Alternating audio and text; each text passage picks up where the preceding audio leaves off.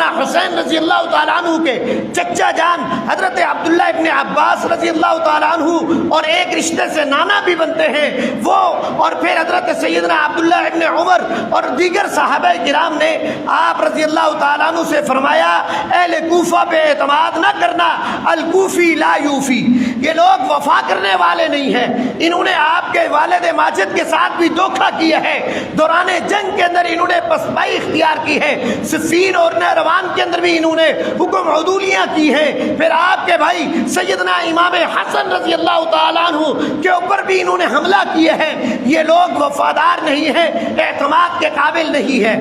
لیکن حضرت سیدنا حسین رضی اللہ تعالیٰ عنہ نے فرمایا کہ خطوط پر خطوط آ رہے ہیں، وہ مجھے اعتماد میں لے رہے ہیں، البتہ آپ حضرات کے تقاضے پر، مطالبے پر میں ایک اپنا قاصد اور سفیر کوفہ بھیج دیتا ہوں۔ چنانچہ آپ رضی اللہ تعالیٰ عنہ نے حضرت مسلم بن عقیل کو کوفہ میں بھیجا۔ جب وہ کوفہ چلے گئے، حضرت مسلم بن عقیل کوفہ پہنچتے ہیں، بہت سارے لوگ ہزاروں کی تعداد میں بیعت کرتے ہیں۔ اس وقت کوفہ کا گورنر حضرت نعمان بن بشیر رضی اللہ تعالیٰ عنہ تھے، تو یزید نے ان کو برخاست کر کے ان کی جگہ پر اپنا عبید اللہ بن زیاد کو والی کوفہ مقرر کیا۔ جب مسلم بن عقیل رحمۃ اللہ علیہ کو یہ اطلاع ملی، اور پھر ان کے متبعین جو لوگ ان کی بیعت کیے ہوئے تھے، وہ لوگ جب ہی آپس میں مل بیٹھے، اکٹھے ہوئے، ظہر کی نماز پڑھتے ہیں تو کچھ لوگ چلے جاتے ہیں، عصر میں کچھ اور چلے جاتے ہیں، مغرب میں کچھ اور چھوڑ جاتے ہیں، سارے کے سارے عشاء کے وقت میں سب لوگ اہل کوفہ والے بیعت توڑ دیتے ہیں عبید اللہ بن زیاد کے ڈر سے۔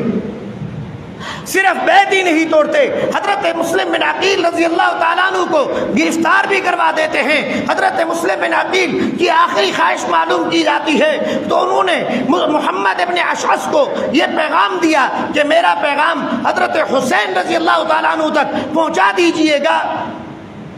کہ آپ کوفہ تشریف نہ لائیے، یہ لوگ بدعہدی کر چکے ہیں۔ میں نے جو پہلے خط لکھا تھا اس وقت تو 12,000 18,000 پہ 30,000 کی تعداد میں کوفی میرے ساتھ تھے، اب میں تنہا ہوں اور شہادت کا منتظر ہو چکا ہوں،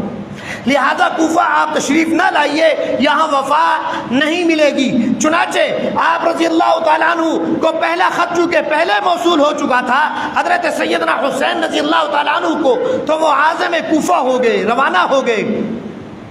مقام ثعلبہ پر آپ کو جب پیغام ملتا ہے کہ حضرت مسلم بن عقیل کو شہید کر دیا گیا ہے، آپ رضی اللہ تعالیٰ عنہ فرماتے ہیں حالات تو سازگار نہیں ہیں، اب لہذا یا تو واپسی کا راستہ اختیار کیا جائے، لیکن ابنائے مسلم بن عقیل اور ان کے